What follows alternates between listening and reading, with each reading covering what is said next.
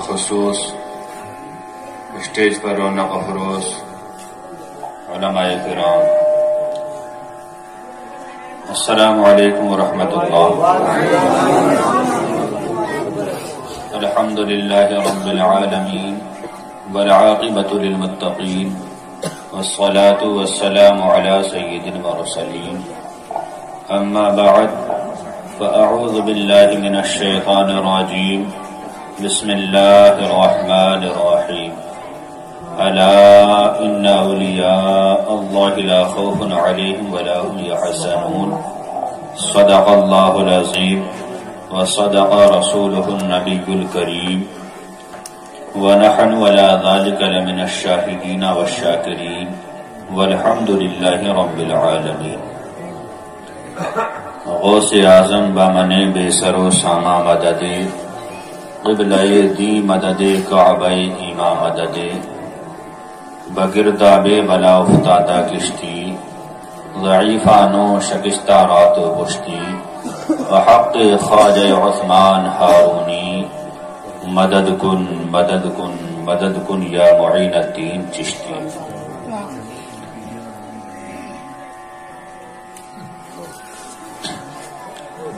سوچئے اپنی خطا اور سوچتے رہ جائیے،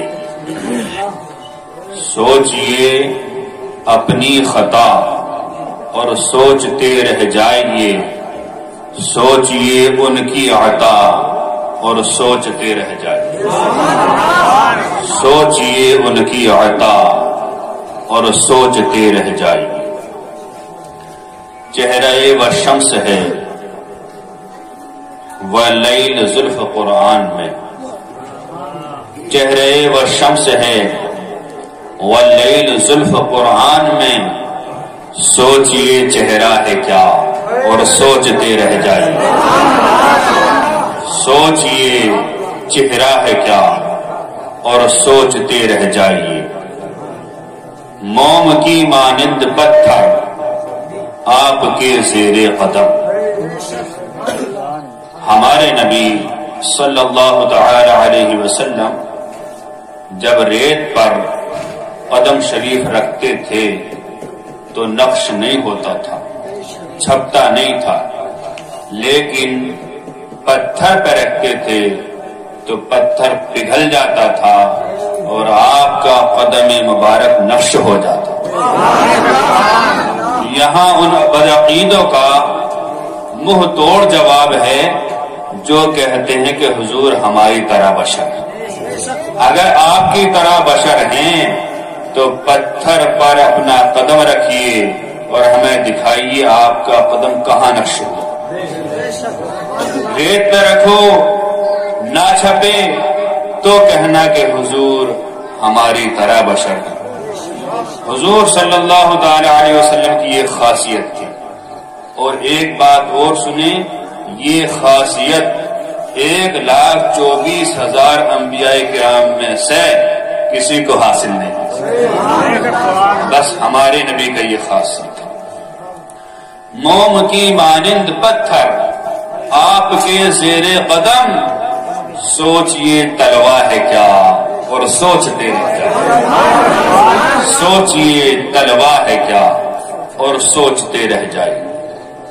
غوث کے گھر چور آیا اور گیا بن کر ولی، غوث کے گھر چور آیا اور گیا بن کر ولی، سوچئے کیسے بنا اور سوچتے رہ جائیے، سوچئے کیسے بنا اور سوچتے رہ جائیے۔ ایک ہی پیالے میں خواجہ نے انا ساغر بھرا، یہ کرامت بہت مشہور ہے، آپ حضرات فوراً سمجھ گئے ہوں گے۔ ایک ہی پیالے میں خواجہ نے انا ساغر بھرا، سوچئے کیسے بھرا اور سوچتے رہے، سوچئے کیسے بھرا اور سوچتے رہ جائے۔ 12 برس خود نہیں کھایا، خود ہی اوروں کو کھلایا، 12 برس خود نہیں کھایا، خود ہی اوروں کو کھلایا، سوچئے صابر ہیں کیا اور سوچتے رہ جائیے، سوچئے صابر ہیں کیا اور سوچتے رہ جائیے، سوچئے اپنی خطا اور سوچتے رہ جائیے، سوچئے ان کی عطا اور سوچتے رہ جائیے۔ اللہ کے نبی صلی اللہ تعالی علیہ وسلم ترمذی اور مشکات شریف کی حدیث شریف ہے، حضور صلی اللہ تعالی علیہ وسلم ارشاد فرماتے ہیں اول الناس بی یوم القیامت اکثرهم علی صلاۃ، بروز قیامت میرے سب سے زیادہ قریب وہ ہوگا جس نے دنیا میں سب سے زیادہ مجھ پر درود شریف پڑھا۔ اور ایک حدیث شریف میں حضور صلی اللہ تعالی علیہ وسلم اس طرح ارشاد فرماتے ہیں من صلی علی 50 صلاۃ حین یصبح عشرا وحین یمسی عشرا ادرکتہ شفاعتی یوم القیامہ، حضور فرماتے ہیں جو مسلمان مجھ پر صبح کو محبت کے ساتھ 10 مرتبہ درود شریف پڑھے گا اور شام کو ہی محبت کے ساتھ 10 مرتبہ درود شریف پڑھے گا، بروز قیامت وہ میری شفاعت پائے گا۔ تو آئیے حضور صلی اللہ تعالی علیہ وسلم کے درود شریف کے انعامات کو مد نظر رکھتے ہوئے حضور صلی اللہ تعالی علیہ وسلم کی بارگاہ میں درود شریف کا نذرانہ عقیدت پیش کریں، بلند آواز سے سنائیں اللہ رب محمد صلی اللہ علیہ وسلم نحن عباد محمد صلی اللہ علیہ وسلم صلاۃ و سلام علیک یا رسول اللہ صلی اللہ تعالی علیہ وسلم۔ غوث اعظم درمیان اولیاء، چو محمد درمیان انبیاء۔ غوث اعظم رضی اللہ تعالی عنہ کا اولیاء کرام میں وہی مقام ہے جو مقام انبیاء کرام میں ہمارے نبی صلی اللہ تعالی علیہ وسلم کا۔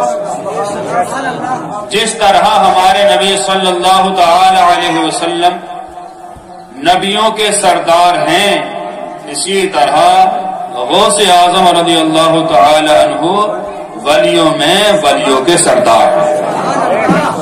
سردار کیسے ہیں؟ بغداد کی جامع مسجد میں ایک مرتبہ حضور غوث اعظم رضی اللہ تعالی عنہ تقریر فرما رہے تھے۔ تقریر فرماتے فرماتے آپ نے کہا قدمی ھذہ علی رقبتی کل ولی اللہ، میرا یہ قدم اللہ تعالی کے ہر ولی کی گردن پر ہے۔ گردن کا مطلب یہ نہیں، قدم کا مطلب یہ نہیں کہ واقعی حقیقی قدم جیسے ہمارا اور تمہارا قدم ہے کسی کی گردن پر رکھ دیں، یہ مراد نہیں، بلکہ مراد یہ ہے کہ میرا مرتبہ تمام اولیاء کرام سے بلندوں والا ہے۔ آخر یہ اعلان آپ نے فرمایا اور زہے نصیب آپ کی قسمت ہماری قسمت کہ سب سے پہلے جواب خواجہ غریب نواز نے دیا۔ سبحان اللہ۔ خراسان کی پہاڑی میں آپ محو عبادت ہیں، آپ نے سنا بغداد کی زمین سے عبد القادر جیلانی نے اعلان کر دیا کہ سردار ہوں۔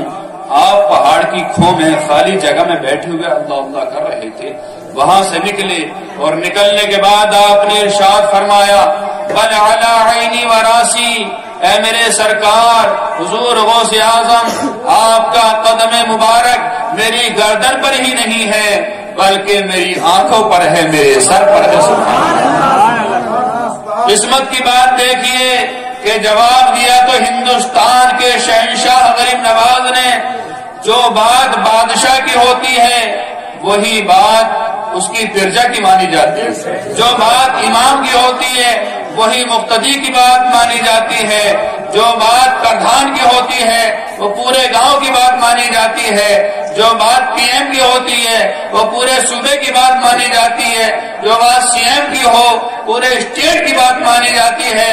تو غوث اعظم رضی اللہ تعالی عنہ کے ارشاد کا جواب سب سے پہلے غریب نواز نے دیا۔ گویا کہ غریب نواز ہمیں یہ بتا رہے ہیں، غوث اعظم کو یہ بتا رہے ہیں، اے غوث اعظم تمہارے سب سے زیادہ چاہنے والے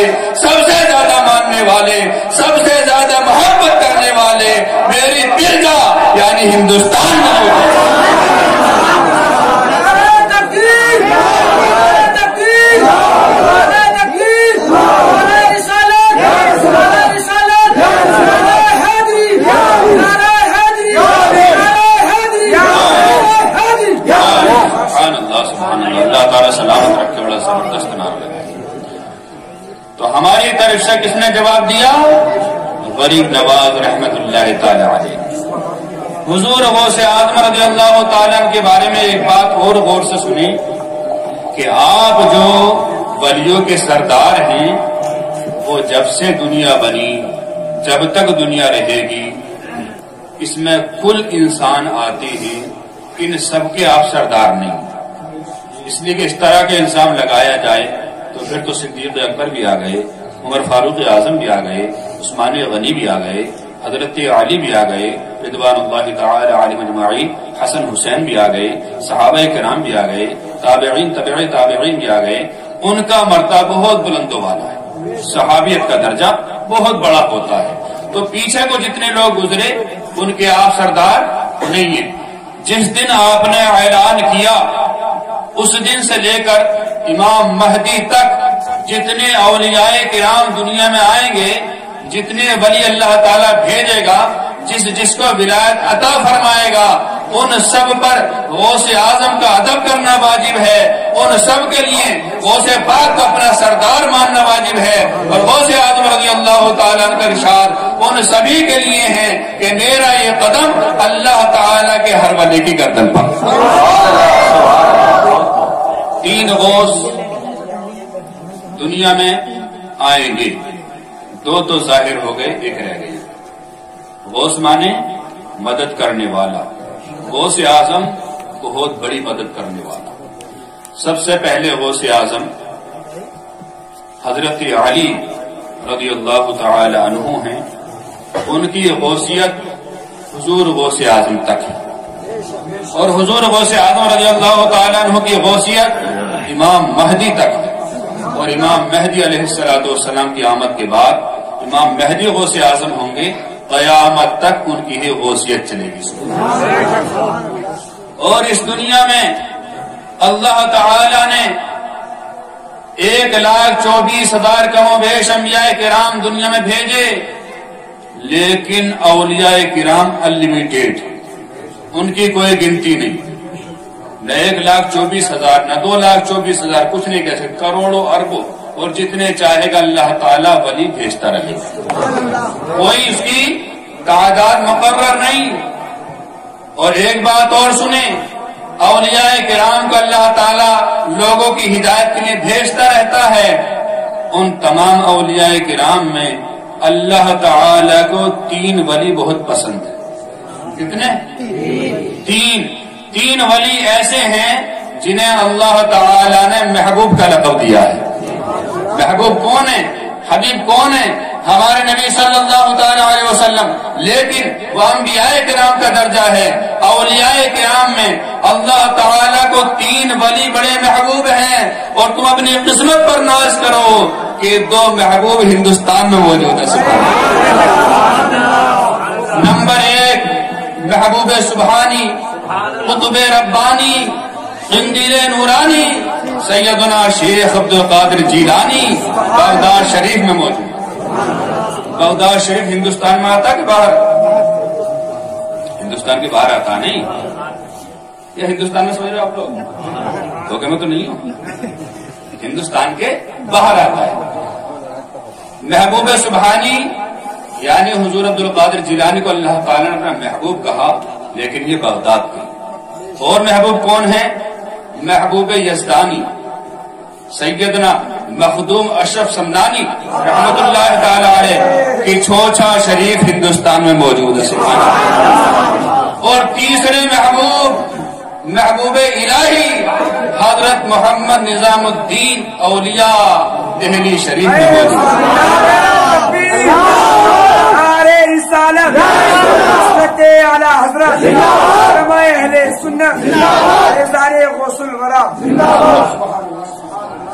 تین لوگوں کو محبوب کہا گیا اولیاء کرام میں، انہیں محبوب کہا کیوں گیا؟ ان کی وجہ کیا ہوئی؟ اللہ تعالی نے محبوب بنایا کیوں؟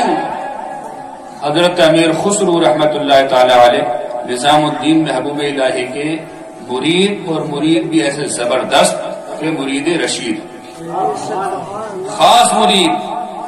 ہر انسان کا ایک مرید خاص ہوتا ہے، ہر استاد کا ایک شاگرد خاص ہوتا ہے، ہر گاؤں میں رہنے والے کا یا شہر میں رہنے والے کا ایک دوست بہت خاص ہوتا ہے. جیسا ہمارے شاگرد رشید مولانا بلال صاحب، شاگرد تو بہت ہیں لیکن انہیں کچھ زیادہ ہی پیار ہے ہم سے، اور ہمیں بھی کچھ زیادہ ہی پیار ہے.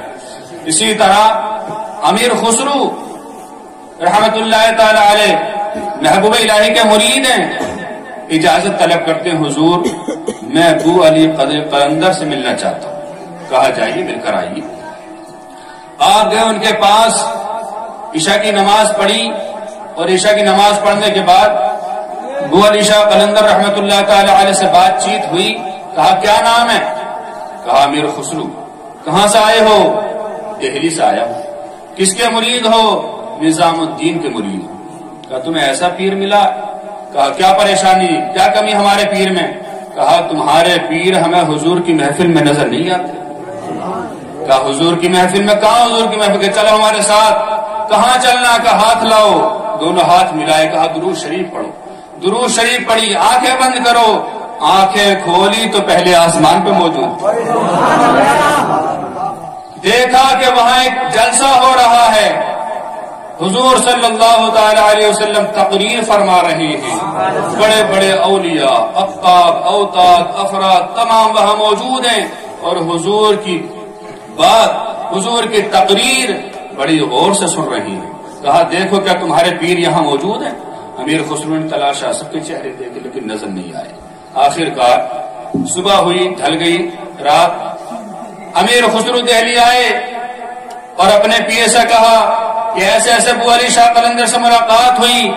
وہ کہہ رہے تھے تم نے کیسا پیر بنایا ہے، تمہارا پیر تو حضور کی محفل میں نظر ہی نہیں آتا، کوئی اچھا پیر بناؤ. کہا ٹھیک ہے، تم نے مجھے تلاشا. کہاں تلاشا تھا؟ کہا آج اور تلاشا. امیر خسرو پھر چلے گئے ابو علی شاہ قلندر کی بارگاہ میں. پھر ملاقات ہوئی، پھر وہی جملے، پھر آپ نے ہاتھ ملائے، درود شریف پڑھوائی. آنکھیں بند کی، آنکھیں کھولی تو پہلے آسمان پہ موجود. وہاں تلاش کیا، نظر نہیں آیا. کہا اور اوپر چلو، ہمارے پیر یہاں نہیں ہے. آنکھیں بند کی، ہاتھ سے ہاتھ ملائے، درود شریف پڑھی، دوسرے آسمان پہ موجود. تیسرے آسمان پہ پہنچ گئے لیکن نظر نہیں آئی. آخر کار 2 دن گزر گئے. تیسرے دن پھر نظام الدین محبوب الہی کی بارگاہ میں شکایت کی. حضور ابو علی شاہ قلندر نے پھر شکایت کی ہے کہ تمہارا کیسا پیر ہے، حضور کی محفل میں نظر نہیں آتا. کہا پھر جاؤ، پھر تلاش کرنا. آپ پھر گئے، جا کر ابو علی شاہ قلندر سے کہا پھر لے کر چلو مجھے. آپ نے ہاتھ ملائے، درود شریف پڑھی، آنکھیں بند کرائیں. دیکھا تو پہلے آسمان پہ موجود، وہاں بھی نظر نہ آئے. دوسرے آسمان پہ موجود، وہاں بھی نظر نہ آئے. تیسرے آسمان پہ موجود. سارے اولیاء، اقطاب، اغواس، قطب، وہ سب حضور کی تقریر سن رہے تھے. ابو علی شاہ قلندر بھی جاتے، بیٹھ جاتے، حضور کی تقریر سنتے. لیکن امیر خسرو کبھی ادھر کبھی ادھر، کبھی آگے کبھی پیچھے، دوڑے دوڑے پھر رہے ہیں، بے چین پھر رہے ہیں. آخر کار حضور صلی اللہ تعالی علیہ وسلم نے پوچھا اے امیر خسرو کیوں ٹہل رہے ہو، کیا معاملہ، کیا دیکھ رہے ہو؟ کہنے لگے میں اپنے پیر کو تلاش کر رہا ہوں، میں اپنے پیر کو تلاش کر رہا ہوں. کہا تمہارا پیر تمہیں محفل میں نہیں ملے گا، ہمارے پیچھے آ جاؤ، تمہاری تلاش پوری ہو.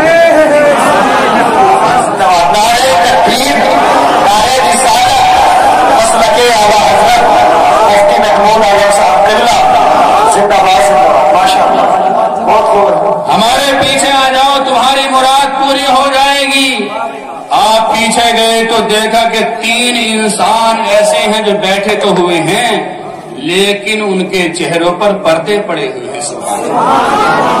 پردے کی آڑ میں ہے، حجاب میں ہے. کہا چہرہ اٹھا کر دیکھو، حجاب اٹھا کر دیکھو، پردہ ہٹا کر دیکھو، تمہیں پہچان ہوتی کہ نہیں. پردہ اٹھایا تو پہلے پردے میں سیدنا شیخ عبد القادر جیلانی موجود. دوسرا پردہ اٹھایا تو مخدوم اشرف جہانگیر سمنانی موجود تھے. تیسرا پردہ اٹھایا تو محبوب الہی نظام الدین موجود. کہنے لگے مجھے میرا پیر مل گیا. ابو علی شاہ قلندر دیکھو میرا پیر حضور کی مجلس میں بیٹھا ہوا ہے، اور کرم والا کرم حضور کی عنایت دیکھو کہ حضور کے پاس حجاب میں بیٹھا ہے. یا رسول اللہ صلی اللہ تعالی علیہ وسلم میں 3 دن سے تلاش کر رہا ہوں، محفل میں دیکھ کے چلا جاتا ہوں، آپ نے انہیں پیچھے کیوں چھپا رکھا ہے؟ کہا امیر خسرو سنو، جو قیمتی چیز ہوتی ہے وہ چھپا کے رکھا جو قیمتی چیز ہوتی ہے وہ چھپا کر رکھی جاتی ہے۔ یہ اللہ تعالیٰ نے اپنے محبوب بنائے ہیں اور مجھے بھی اپنا محبوب بنایا ہے۔ میں نبیوں میں محبوب ہوں، یہ ولیوں میں محبوب ہوں۔ کتنے محبوب بنائے اللہ تعالیٰ نے ولیوں میں؟ 3 محبوب، محبوب سبحانی عبدالقادر جیلانی، محبوب یزدانی مخدوم اشرف جہانگیر سمنانی، اور محبوب الہی نظام الدین دہلی والا۔ حضور عبدالقادر جیلانی رضی اللہ تعالیٰ عنہ کا مقام ورتہ بہت بلند و بالا ہے۔ آپ کئی گھنٹے سے لگاتار یہاں سن رہے ہیں کہ حضور عبدالقادر جیلانی کی کیا شان ہے۔ آپ اولیاء کرام میں فی الوقت میں اعلیٰ درجے کے ولی ہیں اور ہر مصیبت زدہ کے کام آتے ہیں۔ خود آپ کا فرمان ہے کہ میرا چاہنے والا، میرا مرید، مجھے ماننے والا مشرق سے لے کر مغرب میں کہیں بھی پریشان حال ہو اور مجھے پکارے تو میں اس کی مدد کے لیے جاتا ہوں۔ اب دیکھیے مدد کیسے فرماتے ہیں اولیاء کرام، بندے کو پتہ بھی نہیں چلتا اور مدد ہو جاتی ہے۔ حضور شیخ عبدالقادر جیلانی رضی اللہ تعالی عنہ 25 سال کی عمر تک درس حاصل کرتے رہے۔ آپ خود فرماتے ہیں درست العلم حتی صرت قطبا ونلت السعد من مول الموالی، میں علم دین حاصل کرتا رہا، علم دین حاصل کرتا رہا یہاں تک کہ میں قطب ہو گیا اور تمام مولاؤں کے مولا اللہ تعالی کی طرف سے سعادت کی کنجیاں میں نے حاصل کر۔ 49 سال کی عمر میں آپ نے پہلی شادی کی اور اس کے بعد یہ کے بعد دیگرے 4 شادیاں کی اور آپ کے 49 بچے پیدا ہوئے، جس میں 20 بیٹیاں 29 بیٹے حضور شیخ عبدالقادر جیلانی کے۔ جب آپ پہلی مرتبہ حج کو گئے تو آپ کے ساتھ کچھ لوگ مہمان، کچھ عزیز و اقارب، کچھ مرید موجود تھے، کل ملا کر 50-51 لوگوں کا قافلہ تھا۔ آپ جا رہے تھے، راستے میں جب 3-4 روز لگاتار چلتے چلتے ہو گئے تو آپ نے سوچا کسی مقام پر آرام کیا جائے۔ ایک گاؤں میں ٹھہرے اور ٹھہرنے کے بعد ایک نوجوان گزرا ہوا آرام کرنا چاہتے، اس کو پکڑا، نوجوان کا بھائی تمہارا نام کیا ہے؟ میرا نام اس کی عقل سلام، ہم قافلے سے آئے، بغداد سے آئے ہیں، ہم تمہارے مقام تھا۔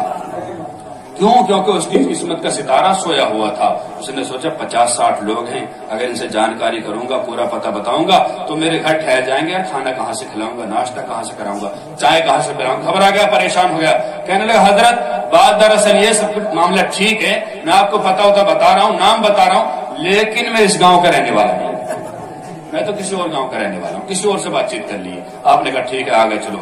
آگے چلے تو آپ نے گاؤں والے سے پوچھا، گاؤں والوں یہ بتاؤ اس گاؤں میں سب سے زیادہ غریب کون ہے؟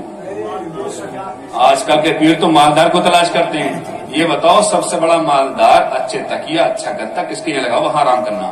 لیکن حضور عبدالقادر جیلانی کہتے سب سے زیادہ غریب کون ہے اس گاؤں میں؟ لوگوں نے بتایا کہ ایک عورت جس کا شوہر کا انتقال ہو گیا ہے، بچے ابھی جوان نہیں ہوئے، صحیح کر کے سب سے زیادہ غریب اور پریشان حال ہمارے گاؤں میں وہی ہے۔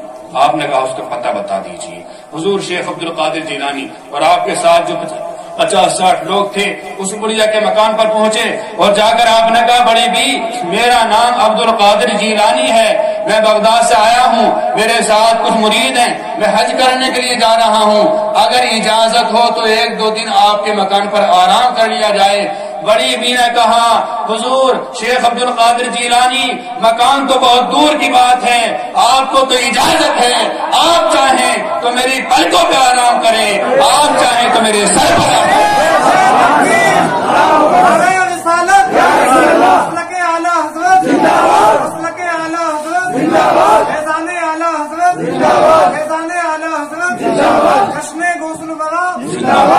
محمود حسین نعیمی، مفتی محمود حسین نعیمی،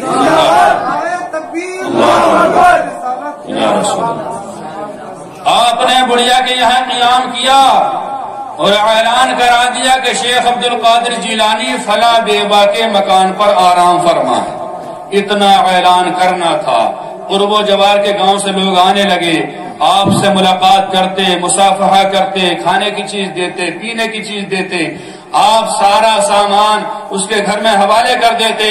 جب آپ 3 دن ٹھہرنے کے بعد اس کے گھر سے چلے ہیں تو آپ کے پاس نذرانے کے طور پر 7 لاکھ روپے آ چکے تھے، آپ نے اٹھایا اور کہا بیوہ آج کے بعد تمہاری ساری حاجتیں پوری ہوئی۔ سبحان اللہ سے نعرہ تکبیر، نعرہ رسالت، مسلک اعلیٰ فیضان غوث اعظم، فیضان غوث اعظم زندہ باد زندہ باد ماشاء اللہ۔ 7 لاکھ روپے 3 دن کے اندر اندر مسافہ آیا اور آپ نے سارے کا سارا بیوہ کیا۔ اور عراق میں بغداد میں آپ کا یہی حال تھا، صبح سے شام تک جو بھی نذرانہ آتا تھا اسے لے کر رکھ لیتے تھے اور غریبوں میں بانٹ دیتے تھے، کبھی 1 روپیہ اپنی ذات پر خرچ نہیں کیا۔ یہاں سے 7 لاکھ روپے سے نذرانے کے طور پر دینے کے بعد آپ پہنچے کعبہ شریف، حج کے ارکان